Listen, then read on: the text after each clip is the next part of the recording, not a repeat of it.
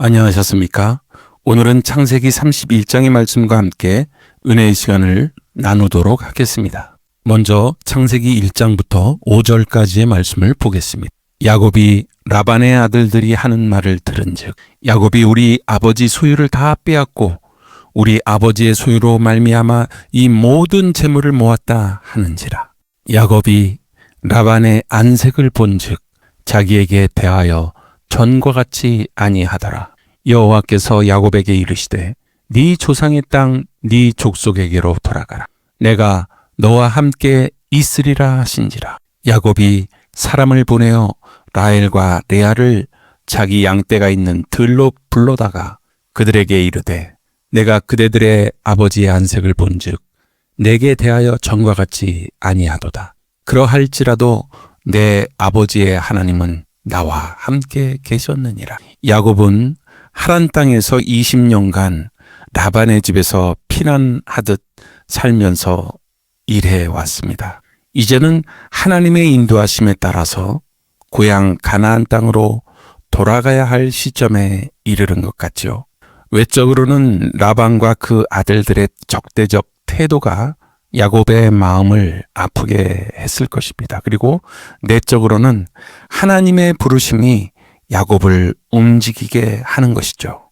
1절을 보게 되면 야곱의 재산이 눈에 띄게 불어나자 라반의 아들들이 시기심을 품고 비방을 시작하죠. 이는 인간적인 시선으로는 시기심과 질투심을 유발할 수 있으나 하나님 보시기에는 야곱의 수고와 축복의 결과로 보고 있는 것이죠. 의로운 수고의 열매도 때론 오해를 받습니다. 하지만 하나님은 중심을 보시며 정당한 보상을 해 주셨습니다. 진리를 받은 우리가 세상의 시기와 질투를 불러 일으킬 수 있으나 때론 믿는 자들까지도 우리를 혹은 떠나거나 저주할 수 있습니다. 그러나 그것이 하나님의 은혜라면 저와 여러분들은 절대 흔들릴 필요가 없습니다.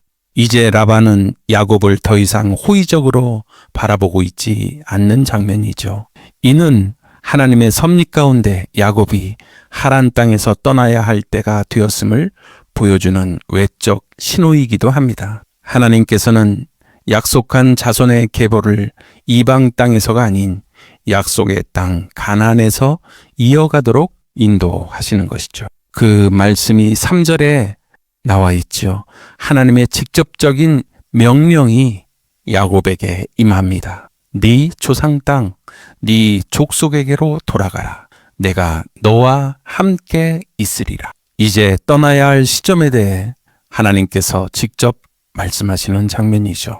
이는 20년 전에 베델에서 주신 하나님의 약속을 다시 확증하신 것입니다. 조상의 땅, 족속에게로 돌아가라라는 말씀은 정체성 회복의 부르심입니다. 그리고 내가 너와 함께 있으리라라는 이 확실한 말씀은 하나님께서 항상 동행하시겠다는 약속과 언제나 순종의 근거이자 위로인 것입니다. 그러므로 하나님의 인도는 언제나 말씀을 통해 주어지며 그 말씀은 결코 공허하지가 않습니다. 우리 또한 하나님의 말씀을 보고 듣고 깨닫습니다. 그것은 우리가 이 땅을 살아갈 때 마음속으로 생각으로 육신으로 행동으로 입술로 작은 죄라도 지을 때 우리의 공허함과 마음의 안타까움들이 우리를 짓누르고 있을 때 말씀을 통해서 위로받고 평안함으로 항상 승리할 수 있도록 이끄시는 하나님의 은혜가 아닌가 생각합니다. 이제 야곱이 라헬과 레아를 부릅니다. 야곱은 직접 말하지 않고 사람을 보내 부릅니다. 이는 혹시 라반 가족이 엿들을 것을 염려했기 때문이죠.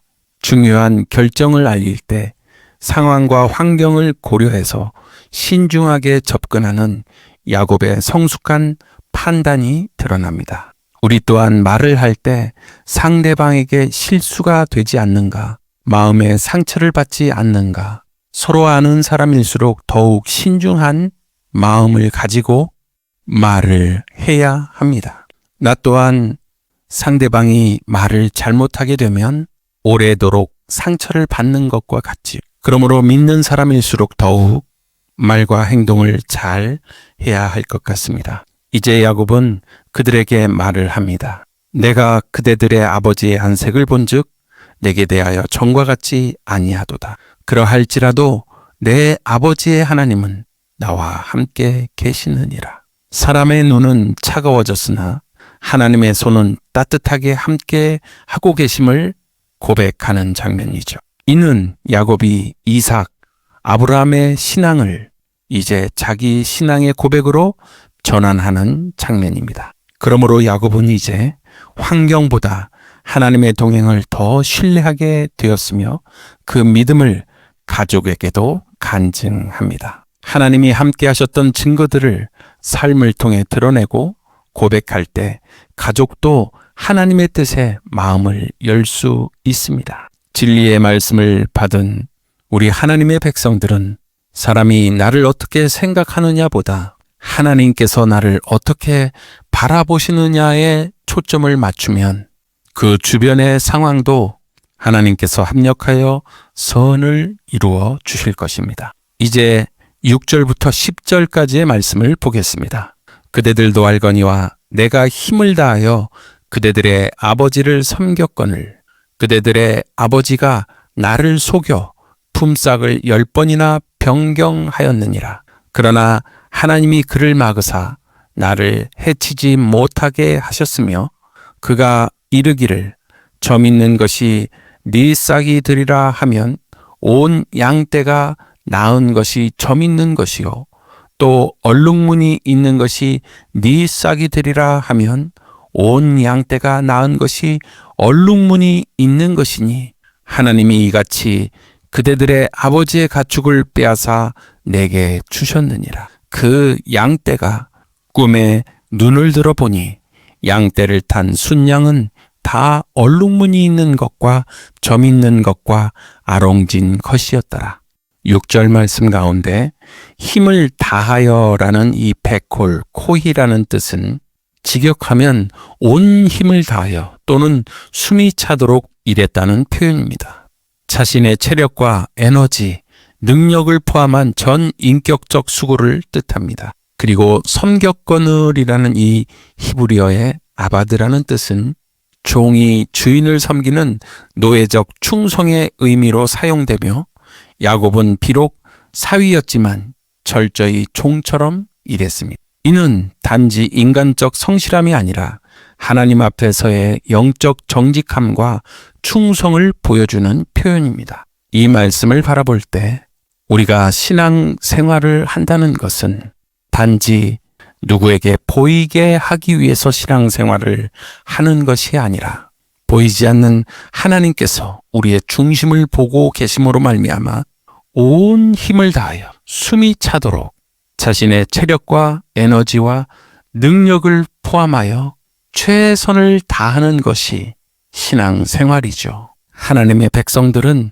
어떤 직책, 어떤 관계 안에서도 그리스도를 섬기듯 전심전력으로 충성해야 하며 그 수고를 하나님께서 기억하신다는 사실을 우리는 알아야 할 것입니다. 골로새서 3장 22절부터 25절까지의 말씀을 보겠습니다. 종들아 모든 일에 육신의 상전들에게 순종하되 사람을 기쁘게 하는 자와 같이 눈가림만 하지 말고 오직 주를 두려워하여 성실한 마음으로 하라. 무슨 일에 하든지 마음을 다하여 주께 하듯 하고 사람에게 하듯 하지 말라.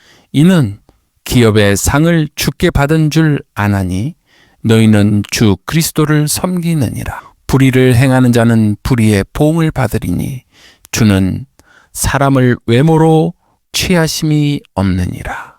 그러므로 우리가 교회 안에서 서로 협력할 때 하나님의 성품으로 상대방이 내 마음과 틀릴지라도 서로 용서하고 사랑해야 하는 것이 마땅히 우리가 할 일이죠. 자, 이제 7절을 보게 되면 그대들의 아버지가 나를 속여 품삯을 10번이나 변경하였느니라. 그러나 하나님이 그를 막으사 나를 해치지 못하게 하셨으며라는 구절입니다.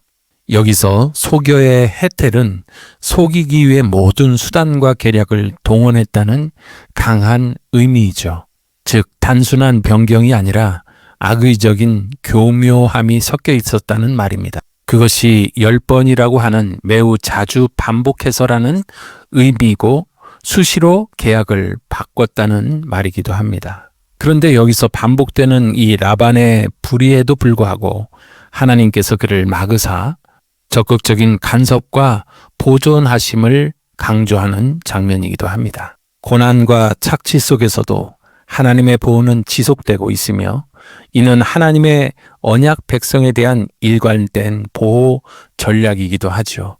우리도 마찬가지입니다. 하나님께서는 어제나 오늘이나 영원토록 동일하시며 우리의 일거수일투족을 항상 지켜 보호하고 계시는 것이죠. 그러므로 어떤 고난과 시험이 다가올지라도 감당 못할 즈음 피할 길도 예비해 주신다는 것입니다. 8절에 보니까 라반은 야곱의 품삯을 자기 유리한 쪽으로 계속 바꾸려 했습니다.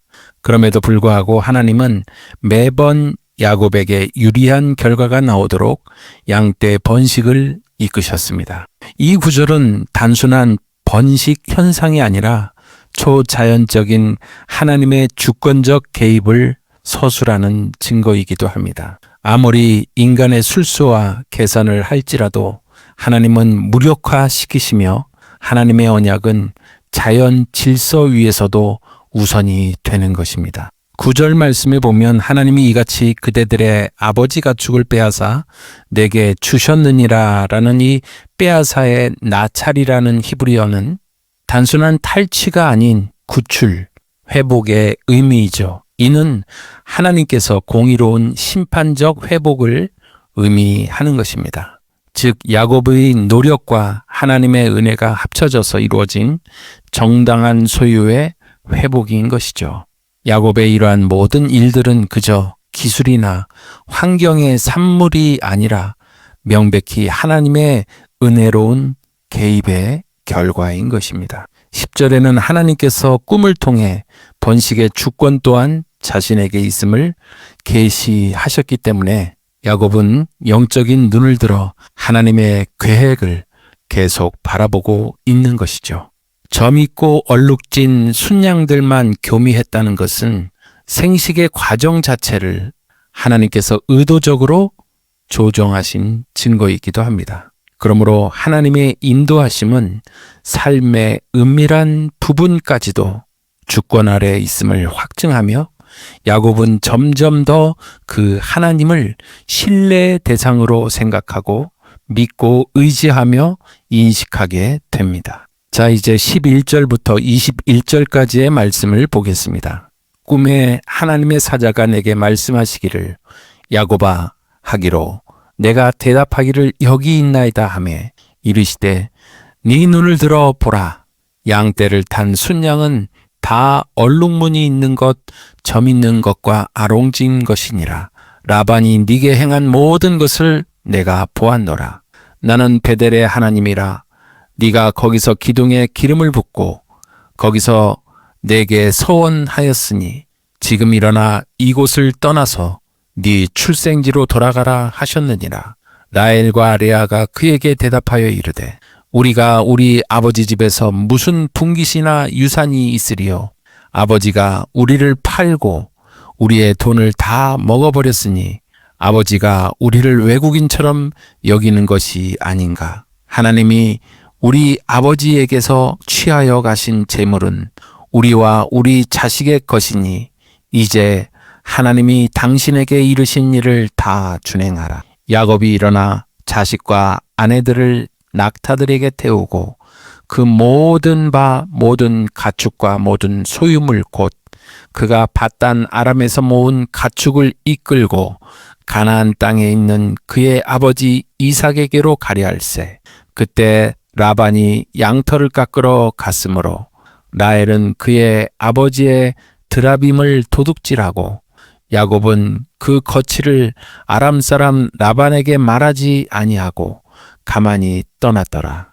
그가 그의 모든 소유를 이끌고 강을 건너 길르앗산을 향하여 도망한지. 11절에 야곱이 본 천사는 하나님의 사자로서 단지 정보를 전달하는 자가 아닌 하나님의 계시적 권위를 가진 존재입니다. 야곱아라고 부르죠.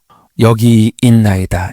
이는 아브라함과 사무엘이 하나님의 부르심에 응답했던 표현과 동일한 신앙적 자세를 반영하는 것입니다. 야곱은 이제 하나님의 음성을 더 이상 두려워하거나 회피하지 않고 정면으로 응답할 정도의 영적 민감성과 순종의 자세를 갖추기 시작합니다.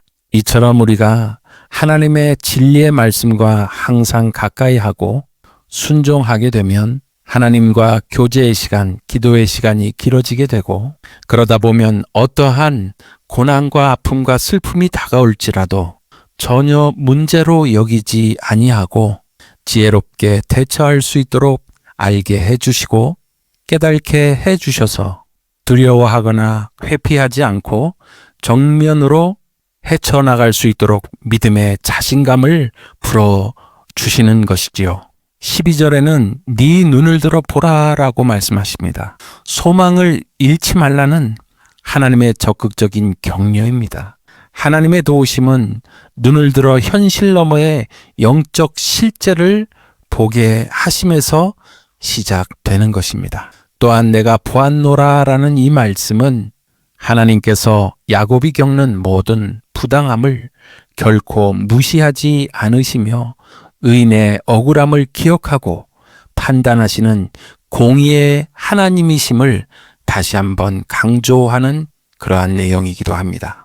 그러므로 진리의 말씀 안에 있는 하나님의 백성들은 하나님께서 야곱과 함께 하셨던 것처럼 우리가 겪는 모든 부당함을 결코 무시하지 않으시며 우리의 억울함까지도 기억하시고 판단하시는 공의로운 하나님이심을 믿고 나가야 할 것입니다. 하나님께서는 침묵하지 않으시며 때가 이르면 반드시 개입하시고 그분의 백성을 위한 심판과 회복을 준비하신다는 사실을 결코 잊어서는 안 되는 것입니다. 언제나 우리에게 확실한 말씀을 주시는 그 하나님께서 13절에 말씀하시죠. 나는 베델의 하나님이라. 네가 거기서 기둥에 기름을 붓고 거기서 내게 서원하였으니 지금 일어나 이곳을 떠나서 네 출생지로 돌아가라 하셨느니라. 야곱의 청년 시절에 언약을 맺으셨던 그 하나님이 여전히 동일하게 약속을 붙들고 계신다는 선언입니다. 야곱은 당시 위기 속에서 하나님의 보호하심에 대한 조건부 서원을 했고 이제 그 서원을 성실히 이행할 때가 되었음을 깨닫습니다. 하나님의 인도하심은 과거에 맺은 약속의 성취로 현재를 움직이시며 하나님의 백성은 하나님의 신실성에 맞추어서 순종으로 응답해야 하는 것입니다. 그러므로 지금 우리가 드리는 이 작은 기도 하나하나까지도 항상 하나님께서는 듣고 계시고 하나님의 뜻 안에서 이루려는 우리의 기도는 항상 기억하시고 다 듣고 계시는 것입니다. 14절 15절에는 라헬과 레아의 대답이죠. 라반에게 딸로서의 정당한 대우나 유산의 기대가 전혀 없다는 절망적 심정을 드러냅니다. 외국인처럼 사랑 없는 아버지의 냉대, 그리고 자신들을 거래 수단으로 삼는 태도에 대한 깊은 상처를 딸들이 고백하는 장면입니다. 이 고백을 통해 야곱의 아내들은 이제 남편 야곱의 믿음의 여정에 마음으로 연합하게 되며 그와 함께 하나님의 뜻에 동참하려는 자세를 갖추게 됩니다. 16절에는 야곱이 받은 모든 재물은 인간적으로는 논쟁의 여지가 있었지만 하나님께서 신적 정의로 회복시킨 것임을 인정합니다.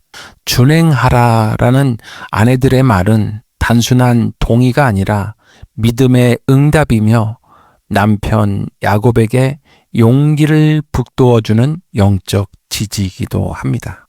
이처럼 우리가 홀로 외로이 신앙생활을 하는 것보다 영적 지지자들이 옆에서 협력하여 응원해 준다면 얼마나 큰 힘이 되겠습니까? 17절, 18절에는 이제 야곱이 일어나 자식들과 아내들을 낙타들에게 태우고 이끌고 가나안 땅에 있는 그의 아버지 이삭에게로 가는 장면입니다. 여기서 일어나의 이 쿰이라는 말은 신앙적 결단과 행동을 함께 담은 동사로서 야곱의 영적 각성과 순종의 시작을 의미합니다. 그리고 이끌고의 이 나하고라는 뜻은 단순한 여행이 아닌 야곱이 의도적으로 속도감 있게 이동을 주도하고 있음을 보여주는 강한 표현입니다. 하나님의 인도는 야곱 개인의 결단뿐 아니라 가정 전체의 이동과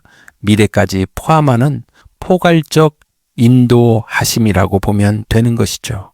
저와 여러분들이 진리의 말씀을 받고 구원의 반열에 섰을 때 우리 하나님께서는 저와 여러분들의 가정까지도 포함하는 포괄적 인도하심으로 발전시켜 나가시기를 원하고 계시는 것입니다.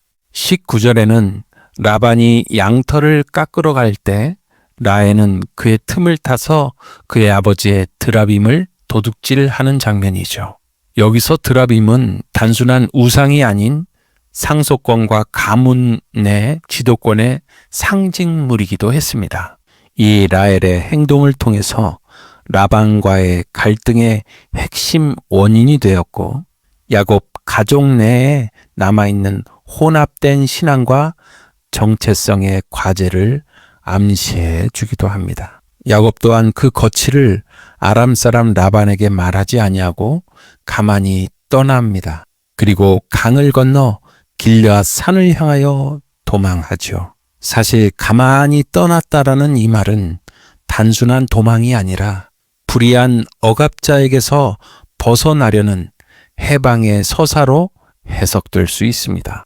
이 도망이라는 가나브라는 뜻은 원래는 도둑질하다라는 말에서 파생된 표현인데 라반의 입장에서 보면 야곱은 자신의 사람과 소유를 훔쳐서 도망간 것처럼 느꼈을 것입니다. 하나님의 시선에서는 야곱은 마땅히 떠나야 할 때를 따른 것이고요. 사실 야곱은 신앙적 결단을 통해 하나님이 준비하신 땅으로 향하지만 아직 해결하지 않은 라반과의 충돌, 라헬의 드라빔 사건, 그리고 미래의 환란이 남아 있습니다. 자, 이제 22절부터 31절까지의 말씀을 보겠습니다. 도망한 지 3일 만에 야곱이 도망한 것이 라반에게 들린지라 라반이 그의 형제를 거느리고 7일 길을 쫓아가 길르앗 산에서 그에게 이르렀더니 밤에 하나님이 아람 사람 라반에게 현몽하여 이르시되 너는 삼가 야곱에게 선악간에 말하지 말라 하셨더라. 라반이 야곱을 뒤쫓아 이르렀으니 야곱이 그 산에 장막을 친지라. 라반이 그 형제와 더불어 길르앗 산에 장막을 치고 라반이 야곱에게 이르되 네가 나를 속이고 내 딸을 칼에 사로잡힌 자 같이 끌고 갔으니 어찌 이같이 하였느냐? 내가 즐거움과 노래와 북과 수금으로 너를 보내겠거늘 어찌하여 네가 나를 속이고 가만히 도망하고 내게 알리지 아니하였으며 내가 내 손자들과 딸들에게 입맞추지 못하게 하였으니 네 행위가 참으로 어리석도다. 너를 해할 만한 능력이 내 손에 있으나 너희 아버지의 하나님이 어젯밤에 내게 말씀하시기를 너는 삼가 야곱에게 선악간에 말하지 말라 하셨느니라. 이제 네가 네 아버지 집을 사모하여 돌아가려는 것은 옳은 것이니와 어찌 내 신을 도둑질하였느냐? 야곱이 라반에게 대답하여 이르되 내가 생각하기를 외삼촌이 외삼촌의 딸들을 내게서 억지로 빼앗으리라 하여 두려워하였음이니이다.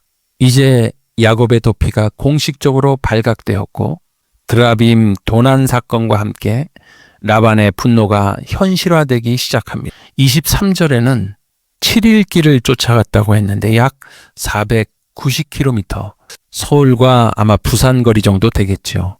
7일 만에 이동한 것으로 추정됩니다. 이는 일반 행군보다 2배 이상 빠른 속도라고 볼 수 있습니다. 라반은 단순한 가족이 아닌 친족, 군사 집단을 데리고 갔다는 점에서 보복 가능성이 매우 높았음을 보여줍니다. 이러한 급박한 상황 속에서 하나님의 보호하심이 없다면 야곱 일행은 군사적으로 압도될 수 있는 상황으로 긴장감이 최고조로 향하는 것이죠. 그런데 하나님께서는 라반의 악의적 의도를 사전에 차단하시기 위해 이방인의 꿈에도 직접 개입하시는 장면입니다. 이는 구약에서 매우 독특한 형태의 보호라고 할 수 있는 것이죠. 어떤 말이든 하지 말라는 것은 어떤 위협도 가하지 말라는 의미입니다. 이는 야곱에 대한 신변 보호를 명령하는 장면입니다. 하나님께서는 자기 백성을 위협하는 자의 양심과 잠자리마저 침투하시는 분이십니다. 그의 뜻은 우리 믿는 자에게 방패처럼 앞서 적용이 되는 것입니다. 이제 하나님의 계시로 직접적인 충돌은 피했지만 말과 말로 부딪히는 이 감정적 갈등이 이제 본격적으로 시작되죠. 라반은 야곱에게 자기 딸들을 데려갈 때 칼에 사로잡힌 자처럼 끌고 갔다고 말을 합니다. 이 언어는 야곱이 전쟁 포로처럼 도피를 납치 및 강탈 행위로 과장하는 언어이기도 하지요.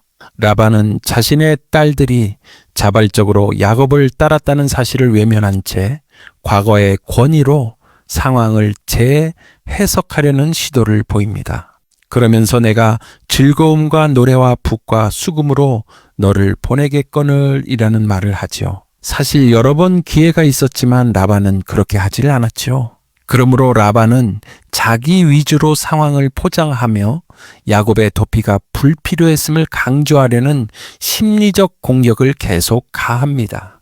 자신의 이기적인 서운함을 계속 토로하는 것이죠. 그러면서 너를 해할 만한 능력, 힘으로 제압할 수 있었으나 그러지 않았다는 라반의 말은 실제로는 하나님의 제지로 인해 아무것도 못한 것을 위장하는 말입니다. 30절에 보면 이제 네가 네 아버지 집을 사모하여 돌아가려는 것은 옳은 거니와 어찌 내 신을 도둑질하였느냐. 이 내 신을 도둑질 드라빔 도난 사건은 라반의 분노에 기름을 부은 핵심 사건이기도 하지요. 이 드라빔은 가정의 수호신으로 이 라반이 여겼기도 하고 상속권의 증거이기도 하면서 시족 내 권력의 상징이기도 했던 것입니다. 이제 야곱은 하나님께서 자신을 지키심을 체험했지만 여전히 인간적인 두려움 속에서 행동하고 있음을 고백하고 있습니다. 이는 그의 믿음이 완전하지는 않지만 성장 중임을 보여줍니다. 우리도 진리를 받았지만 교만하지 말아야 하며 항상 손줄로 생각하거든 넘어질까 조심해야 하는 것입니다. 이제 32절부터 42절까지의 말씀을 보겠습니다. 외삼촌의 신을 누구에게서 찾든지 그는 살지 못할 것이요.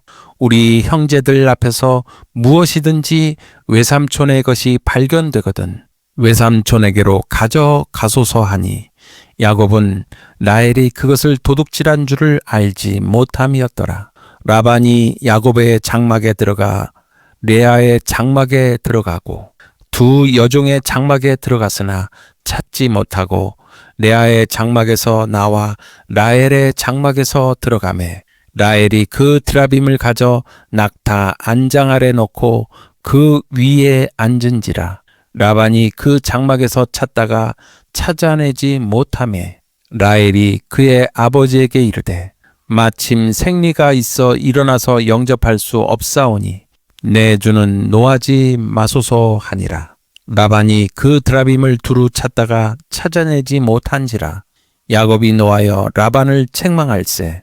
야곱이 라반에게 대답하여 이르되 내 허물이 무엇이니까 무슨 죄가 있기에 외삼촌께서 내 뒤를 급히 추격하였나이까 외삼촌께서 내 물건을 다 뒤져보셨으니 외삼촌의 집안 물건 중에서 무엇을 찾아내었나이까 여기 내 형제와 외삼촌의 형제 앞에 그것을 두고 우리 둘 사이에 판단하게 하소서. 내가 이 20년을 외삼촌과 함께 하였거니와 외삼촌의 암양들이나 암염소들이 낙태하지 아니하였고 또 외삼촌의 양떼와 순양을 내가 먹지 아니하였으며 물려 찢긴 것은 내가 외삼촌에게로 가져가지 아니하고 낮에 도둑을 맞았든지 밤에 도둑을 맞았든지 외삼촌이 그것을 내 손에 찾았으므로 내가 스스로 그것을 보충하였으며 내가 이와 같이 낮에는 더위와 밤에는 추위를 무릅쓰고 눈 붙일 겨를도 없이 지냈나이다. 내가 외삼촌의 집에 있는 이 20년 동안 외삼촌의 두 딸을 위하여 14년, 외삼촌의 양떼를 위하여 6년을 외삼촌에게 봉사하였거니와 외삼촌께서 내 품삯을 10번이나 바꾸셨으며 우리 아버지의 하나님, 아브라함의 하나님, 곧 이삭이 경외하는 이가 나와 함께 계시지 아니하셨더라면 외삼촌께서 이제 나를 빈손으로 돌려보내셨으리다마는 하나님이 내 고난과 내 손의 수고를 보시고 어젯밤에 외삼촌을 책망하셨나이다. 32절의 말씀을 보게 되면 외삼촌의 신을 누구에게서 찾든지 그는 살지 못할 것이요. 이는 야곱이 진실로 자신과 가족 중 누구도 그 드라빔을 훔치지 않았다는 확신에서 비롯된 맹세이기도 합니다. 그러나 여기서 우리가 중요한 사실 한 가지를 우리가 발견합니다. 그것은 위험한 선언이었다는 것이죠. 결과적으로 드라빔을 훔친 라헬이 일찍 죽는 예언적 저주가 되는 것입니다. 라헬은 베냐민을 낳고 바로 죽습니다. 창세기 35장 16절부터 19절의 말씀을 보겠습니다. 그들이 베델에서 길을 떠나 에브라스에 이르기까지 얼마간 거리를 둔 곳에서 라헬이 해산하게 되어 심히 고생하여 그가 난사할쯤에 산파가 그에게 이르되 두려워하지 말라. 지금 네가 또 등남하느니라 하매 그가 죽게 되어 그의 혼이 떠나려 할 때에 아들의 이름을 베논이라 불렀으나 그의 아버지는 그를 베냐민이라 불렀더라. 라헬이 죽음에 에브랏 곧 베들레헴 길에 장사. 그러므로 하나님의 백성들은 아무리 억울한 상황일지라도 성급한 말이나 저주적 선언을 삼가해야 한다는 교훈을 주는 것입니다. 하나님께서 주시는 우리의 입술에는 영향력이 크므로 신중한 언어 사용이 요구되는 장면이기도 합니다. 33절에 드라빔을 찾는 이 라반의 모습은 본심이 영적인 가치보다 자기가 가지고 있는 소유권과 권력 유지에 초점이 있음을 보여주는 장면이죠. 야곱의 가족을 수색하는 장면에서 야곱과 레아와 그 두 여종과 그리고 라헬이 맨 나중이죠. 이는 라반이 라헬을 가장 의심하지 않았음을 반영하며 그의 판단 착오와 하나님의 간섭을 함께 보여주는 대목이기도 합니다. 라헬이 드라빔을 낙타 한 장 아래에 넣고 그 위에 앉았다고 했는데 당시 중동 유목민 사회에서는 안장은 다용도 보관나무로도 사용하였고 여성들은 여행 중 안장 위에 앉아있는 경우가 많았습니다. 마침 생리가 있어 일어나지 못한다고 했는데 고대 근동에서는 월경 중인 여성은 부정한 상태로 여겨졌기에 종교적 물건이나 남성과의 접촉을 피해야 했습니다. 라헬은 이 문화를 역이용하여 라반의 접근 자체를 차단한 셈이죠. 사실 우상이 부정한 여인의 밑에 깔려 있다는 설정은 드라빔의 무력함과 헛됨을 보여주는 장면입니다. 우리는 이 31장을 통해서 라헬이 왜 드라빔을 훔쳤는지를 한번 생각해 봐야 할 것입니다. 물론 여러 가지 해석도 있겠지만 당시 근동 문화에서는 드라빔을 소유한 자가 가족의 상속권자 또는 가정의 권위를 이어받는 자로 여겨졌을 것입니다. 그래서 야곱이 이제 가족의 상속권자가 되게 하기 위해서 훔치지 않았나 생각하기도 합니다. 왜냐하면 야곱이 레아와 라헬을 불러 이제 라반 곁을 떠나기 위해 상의하는 장면이 나오는데 이 레아와 라헬도 함께 동의를 하죠. 이 모습을 바라봤을 때 라헬은 자신의 남편 야곱이 라반의 집에서 제대로 된 대접을 받지 못하고 나올 수밖에 없었던 그 상황에서 남편에게 가문의 정당성을 부여하고자 드라빔을 가지고 나온 것일 수 있다라는 것이죠. 물론 다른 해석들도 있을 수 있습니다. 라헬은 아버지 라반이 자신과 언니 레아를 결혼 도구로 이용했고 거짓과 속임수로 야곱을 다룬 것에 대한 불만이 있을 수도 있었겠죠. 또 어떤 자들은 라헬이 드라빔에 미신적으로 의존하거나 정서적으로 애착을 가지고 있었기 때문이라고 해석하는 부분도 있습니다. 그러나 이 사건은 단순히 물건을 훔친 문제가 아니라 하나님을 향한 참된 신앙과 인간적인 계산이 충돌하는 사건으로 해석할 수밖에 없습니다. 결국 하나님께서는 이 사건을 통해서도 라반의 거짓과 야곱 가족의 출애굽 같은 탈출을 보호하시며 구속사의 흐름을 이어가십니다. 또한 야곱의 성급한 판단으로 인해 말을 잘못함으로 말미암아 라헬을 일찍 떠나보내는 안타까운 일도 있게 되죠. 결국 이 사건을 통해서 우리에게 주는 교훈은 우리가 믿는다고 하면서도 여전히 인간적인 방법, 우리가 아직도 끊어내지 못한 미신적인 습관들, 여전히 물질에 의지하는 물질의 드라빔, 죄성에서 드러나오는 명예, 욕심의 드라빔을 여전히 가지고 간다면 안 된다는 것을 이 말씀을 통해서 알려주고 있는 것입니다. 그러므로 우리의 교회와 가정과 삶을 지키시는 분은 어떤 인간적인 생각과 인맥이 아니라 전능하신 하나님 한 분뿐임을 깨달아야 할 것입니다. 이제 이 드라빔 사건을 전혀 모르는 야곱이 노하여 라반을 책망하는 장면이 바로 36절에서 37절의 장면이죠.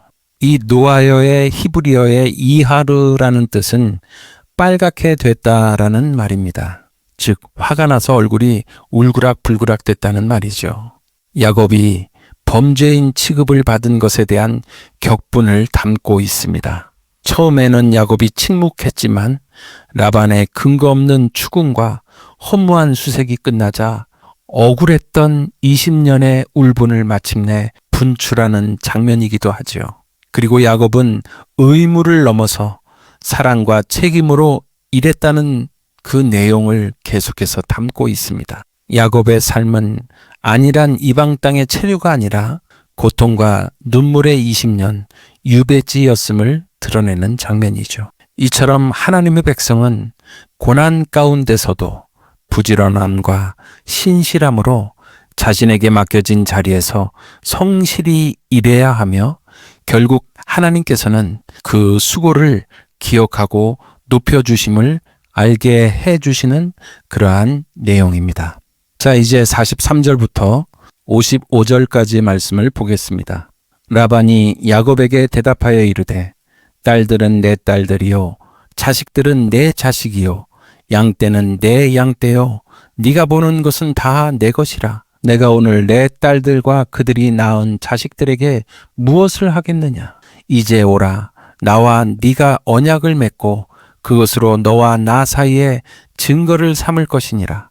이에 야곱이 돌을 가져다가 기둥으로 세우고 또 그 형제들에게 돌을 모으라 하니 그들이 돌을 가져다가 무더기를 이루매 무리가 거기 무더기 곁에서 먹고 라반은 그것을 여갈사하 두다라 불렀고 야곱은 그것을 갈르엣이라 불렀으니 라반의 말에 오늘 이 무더기가 너와 나 사이의 증거가 된다 하였으므로 그 이름을 갈르엣이라 불렀으며 또 미스바라 하였으니 이는 그의 말에 우리가 서로 떠나 있을 때에 여호와께서 나와 너 사이를 살피시옵소서 함이라.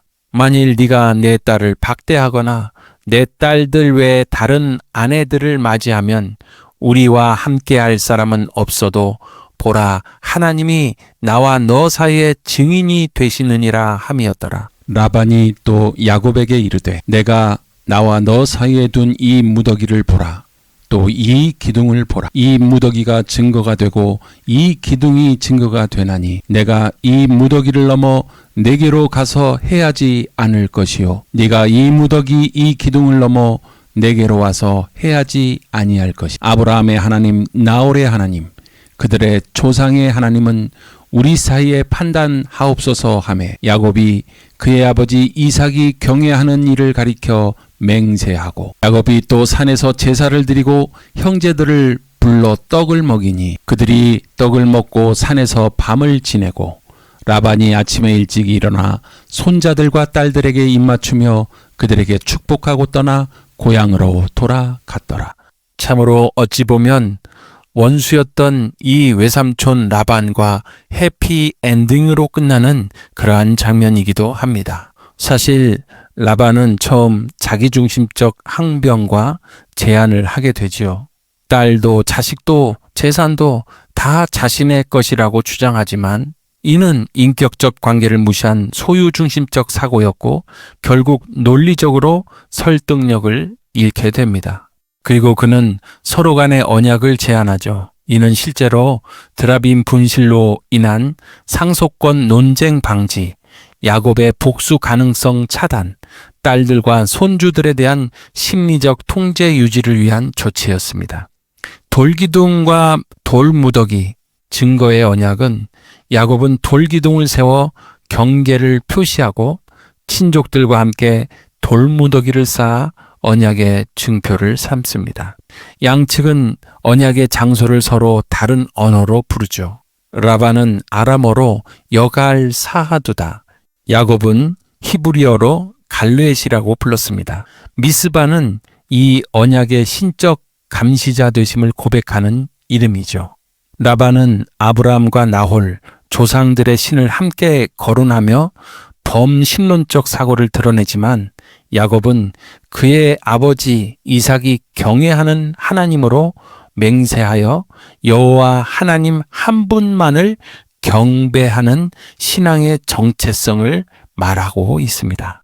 그리고 야곱은 산에서 제사를 드리고 화해의 식사를 준비하면서 친족들을 대접합니다. 이는 당시 언약 체결 후 드리는 희생 제사와 공동 식사의 전통이었죠.